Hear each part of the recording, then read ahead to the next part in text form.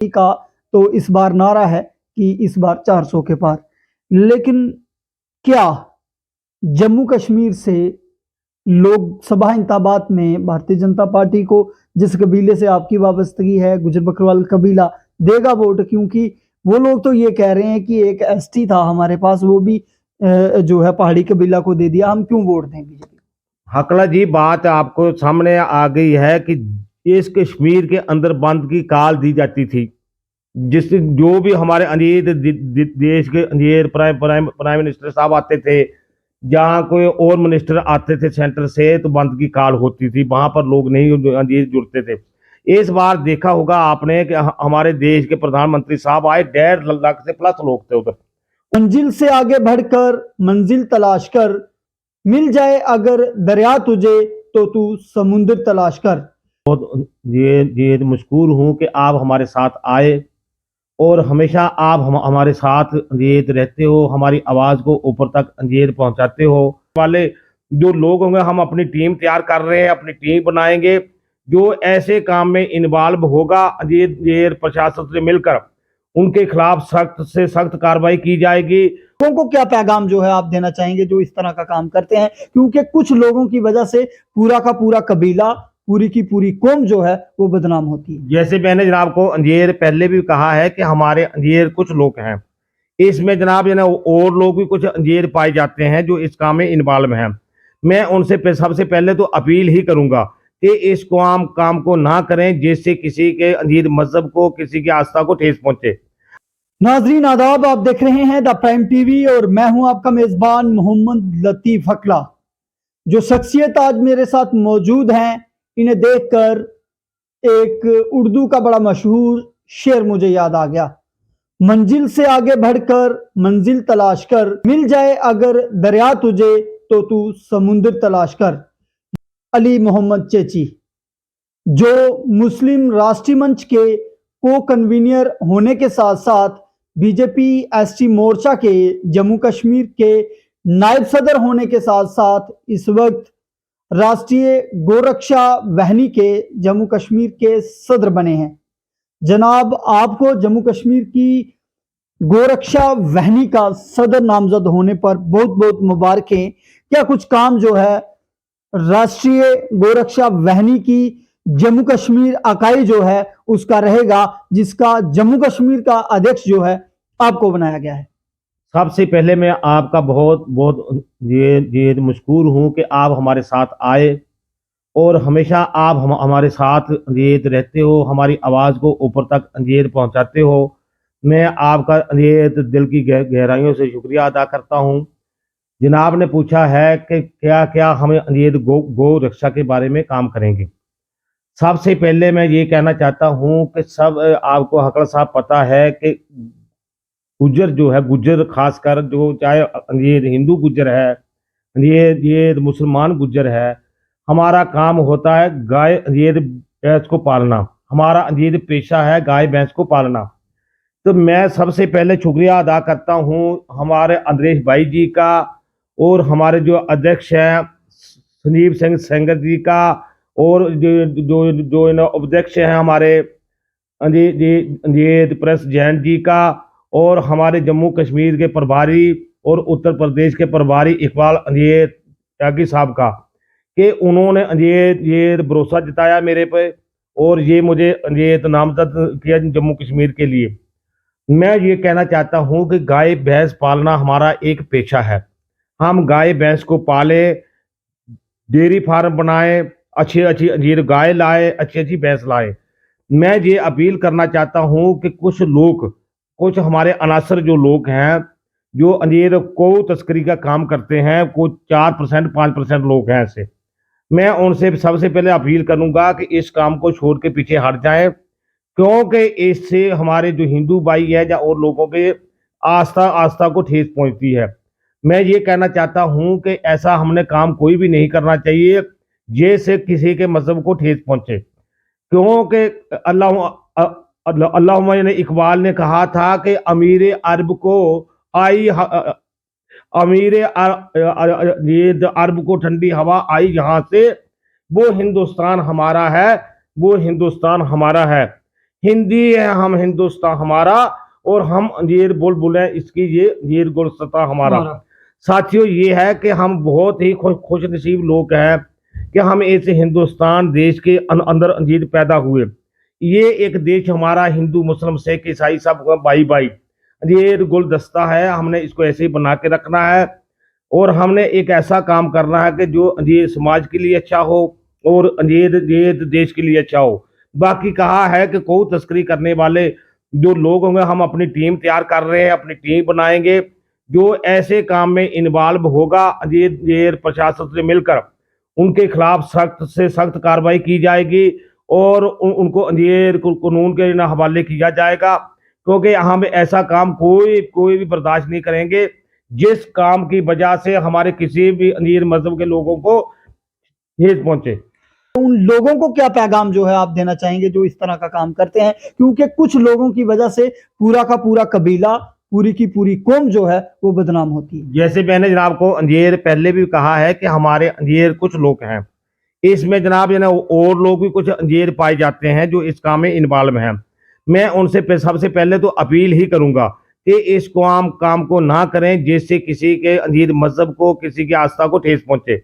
अगर वो काम करता है तो मैं ये कहना चाहता हूँ, प्रशासन से अपील करना चाहता हूँ कि उनके खिलाफ सख्त से सख्त कार्रवाई की जाए, ताकि आने आने वाले टाइम में वो लोग ऐसा ऐसा काम ना करें। क्योंकि जनाब बात ये होती है कि हमारे जम्मू कश्मीर के लिए, शांति के लिए, पूरे देश के लिए, शांति के लिए, एकता के लिए, भाईचारा के लिए हम काम करें। बाकी बात रही सर ये कि हमारे हमारे लोग इतने अवेयर नहीं है कि वो ये तो 10-20 हज़ार या 30 हज़ार की वजह से ऐसा काम कर देते हैं, जो कि हमने अंजीर नहीं करना है। मेरे जैसे बंदे को जनाब आज यहाँ पर नामजद किया गया है, अगर मैं भी इसमें इन्वॉल्व होता तो मुझे नहीं करते। सारे लोग तो ऐसे नहीं है, थोड़े लोग जो है वो ऐसा काम करते हैं। हम उनको पहले समझाएंगे, अवेयर करेंगे, घर घर जाकर हमारी टीम जाएगी। जैसे जम्मू, कठुआ, सांबा, राजौरी, पुंछ के अंदर हर जगह हमारी टीम के लोग जाएंगे। हम जाएंगे, लोगों को अवेयर करेंगे कि गाय जो जैसे अंजीर छोटे छोटे हम होते थे तो पढ़ते थे कि रब का शुक्र अदा कर भाई, अंजीर जिसने हमारी अंजीर गाय बनाई, उस मालिक को हम क्यों ना पुकारे जिसने पिलाई दूध की धारे। जब हम गाय का दूध पी रहे हैं, हम उसके साथ ऐसा करेंगे तो वो एक पाप है। जैसे हमारे इस्लाम में भी एक ये चीज कही गई है कि इसकी वजह से किसी की आस्था को ठेस पहुंचती है, वो काम ना करो। बेशक। तो मैं ये कहना चाहता हूं कि अंजीर को तस्करी करने वाले जो लोग हैं वो ऐसे अंजीर बाज आए, इस काम को ना करें। बाकी आपने गाय पालनी है, भैंस पालनी है, डेयरी फार्म रखनी है, अंजीर दूध देने वाली जो गाय लेकर आप आते हो, और अंजीर सूने वाली जिसको हम कहते हैं, वो गाय लेके आते हो, परमिशन अंजीर बनाकर आप गाय लाए, इज्जत के साथ रखे। और जब गाय अंजीर बूढ़ी हो जाती है, कंडम हो जाती है, हमें वो बताइएगा, उस गाय को हम लेकर अंजीर गौशाला में रखेंगे, उस गाय की सेवा करेंगे उधर लेकर। और भारतीय जनता पार्टी का तो इस बार नारा है कि इस बार 400 के पार, लेकिन क्या जम्मू कश्मीर से लोकसभा इंतखाबात में भारतीय जनता पार्टी को, जिस कबीले से आपकी वाबस्तगी है, गुजर बकरवाल कबीला, देगा वोट? क्योंकि वो लोग तो ये कह रहे हैं कि एक एसटी था हमारे पास, वो भी जो है पहाड़ी कबीला को दे दिया, हम क्यों वोट दें बीजेपी? हकला जी, बात आपको सामने आ गई है कि इस कश्मीर के अंदर बंद की काल दी जाती थी, जिससे जो भी हमारे अंजीर देश के अंजीर प्राइम मिनिस्टर साहब आते थे, जहाँ कोई और मिनिस्टर आते थे सेंटर से, तो बंद की काल होती थी, वहां पर लोग नहीं अंजीर जुड़ते थे। इस बार देखा होगा आपने कि हमारे देश के प्रधानमंत्री साहब आए, 1.5 लाख से प्लस लोग थे उधर, और बीजेपी हो रही थी। क्योंकि जिन लोगों के हाथों में पत्थर दिए जाते थे, आज उनके बच्चे ये स्कूलों में जा रहे हैं, कारोबार कर रहे हैं, बिजनेस कर रहे हैं।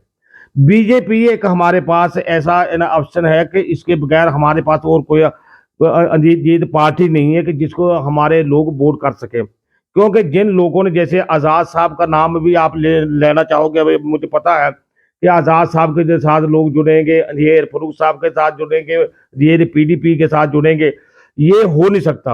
आज़ाद साहब ने 50 साल जनाब कांग्रेस में राज किया, अगर वो उसका नहीं बन सका तो हमारा कहाँ बनेगा। दूसरी बात जनाब, आपने देखा होगा कि चुनाव वैली में हम गए थे, दौरा किया हमने जाके, डोडा किश्तवाड़ में जाके पीछे अंजेर छात्रू में इंद्रपाल की जो सीट है वो वहाँ एसटी के 80% लोग हैं, मगर आज तक उन्होंने वहाँ का नुमाइंदा आगे नहीं आने दिया। वहाँ पे सरूरी साहब को बनाते थे, वो उनका अपना था। उन लोगों को गुमराह करके रखा। उनके बच्चे बेरोजगार की वजह से आज कोई दिल्ली में काम करने के लिए जाते हैं, कोई हिमाचल में जाते हैं। उनकी मैंने देखी है कि इतनी खस्ता हालत है। कोई 4-5% लोग अच्छे हैं जो एम्प्लॉय हैं, गवर्नमेंट एम्प्लॉय। बाकी लोगों को उन्होंने जनाब ऐसा अंधेर गुमराह करके रखा है कि गुज्जर बकरवाल का कोई बंदा भी नुमाइंदगी करने के लिए उन्होंने आगे नहीं आने दिया। 10 साल से आपकी हुकूमत है, आपने इनके बदलाव के लिए क्या किया? हमने बदलाव के लिए ये किया कि राज्यसभा का मेंबर बनाकर ये गुलाम अली खटाना साहब को भेजा है ये पार्लियामेंट हाउस में। आज उन्होंने हमारे लिए बात की है कि जो लैंडलेस लोग, होमलेस है, इनके लिए सर आबादकारी का मसला वो इन्होंने जगह उठाया। बाज आबादकारी जो हमारे लोग सर लैंडलेस लोग हैं, होमलेस लोग हैं, इनको ये सेटल किया जाएगा, इनको आबाद किया जाएगा। हकला साहब आज देखते हैं कि मेरे जैसे बंदे की, जो मैं एक फार एरिया का रहने वाला हूँ, ये कठुआ का रहने वाला हूँ, मेरे जैसे बंदे को 2-4 ओहदे दिए गए हैं। ये किसान बोर्ड का मेंबर हूँ मैं, जनाब एलजी साहब से जाके बात कर सकता हूँ, ये चीफ सेक्रेटरी साहब से बात कर सकता हूँ, प्रिंसिपल ये सेक्रेटरी साहब से बात कर सकता हूँ, ये डायरेक्टर साहब से बात कर सकता हूँ अपने हक के लिए। सर ये हमारी डिमांड है। एनसी पीडीपी जो हमारे सांबा कठुआ के लोग 2% लोग हैं, हमारी अंजीर पॉपुलेशन है। यहाँ के लोगों को हमें क्या पूछना था, यहाँ के लोग चनाब वैली के लोग थे, पीर पंजाल के लोग बेचारे, उन्होंने अंजीर मेहनत करके उनके बच्चे सर को IAS IPS केस बने। बाकी लोगों इनको छोड़कर सर बाकी कोई लोगों के लिए क्या किया, मुझे एक बंदे का नाम बताइए सर। एक आखिरी सवाल जो है मैं आपसे समझना चाहूंगा, आप भी जानते हैं और हम भी जानते हैं कि नाइंसाफियां जो हैं गुजर बकरवाल कौम के साथ होती रही हैं, और भारतीय जनता पार्टी की 10 साल की हुकूमत में भी कहीं ना कहीं नाइंसाफियां हुई, जिसके आसार जो हैं हमें मिलते हैं। चाहे वो सिदड़ा में जेसीबी चलने की बात हो, चाहे वो मड कॉन्स्टिट्यूंसी में जेसीबी चलने की बात हो, और इन्हीं लोगों के आशियानों को जो है गिराया जाता है। ऐसा क्यों है और ये कब तक रहेगा? ये सर बात ये थी कि जो अफीसरान हमारे थे उनके दिमाग में एक चीज बसी हुई थी कि 2 साल के बाद 4 साल के बाद पीडीपी आ जाएगी, एनसी आ जाएगी, वो एक सोच लेके चले थे। अभी उनको पता चल गया भाई पीडीपी कांग्रेस बाकी जो एनसी है, आजाद साहब है, इनका नामो निशान मिट जाएगा। अभी कोई ऑफिसर बीजेपी की बात मानेगा, बीजेपी की बात को समझेगा, इसी के अंधेर विचारधारा को समझेगा। पहले वो बोलते थे कि जाके अंधेर मकान गिरा दो, थोड़ा हल्ला कर दो। अभी हल्ला होने वाला नहीं। क्यों इनको तंग करते? इनको इसलिए तंग किया जाता था कि दूसरी जो पार्टियां थी उनके जो ऑफिसर थे वो उनको बोलते थे कि जाके इनको थोड़ा हिलाओ ताकि थोड़ा ये गड़बड़ हो, मगर वो गड़बड़ होने वाली नहीं है।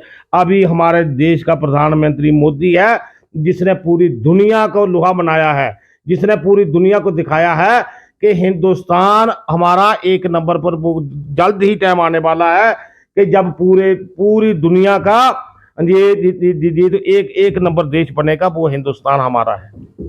जी साहब, क्या पैगाम जो है लोगों को देना चाहिए? मैं लोगों को यही अंधेर पैगाम देना चाहता हूँ, जैसे मैंने पहले भी बता दिया कि आने वाले 2 दिन के बाद रमजानुल मुबारक का महीना आने वाला है।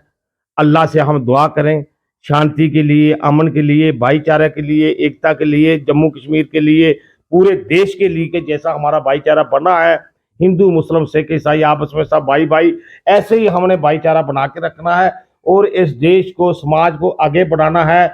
और हमने जो वोट करना है वो करना है बीजेपी को। बीजेपी के बगैर दूसरे जो पार्टियों वाले हैं ये सब फ्रॉड है, चोर है, गुंडे हैं, इनसे हमने बचना है, जिनको हम ये गुमराह करके रखा था। चलिए जी, बहुत बहुत शुक्रिया। तो नाज़रीन, ये थे हमारे साथ अली मोहम्मद चेची जी, जिन्होंने लोगों से अपील की है कि आप भारतीय जनता पार्टी को वोट करें, और ये दूसरी जितनी भी जमातें हैं ये सब चोर हैं, फराड हैं, गुंडा हैं। ऐसा मैं नहीं कह रहा, ऐसा कहना है भारतीय जनता पार्टी के एसटी मोर्चा के नायब सदर अली मोहम्मद चेची जी का।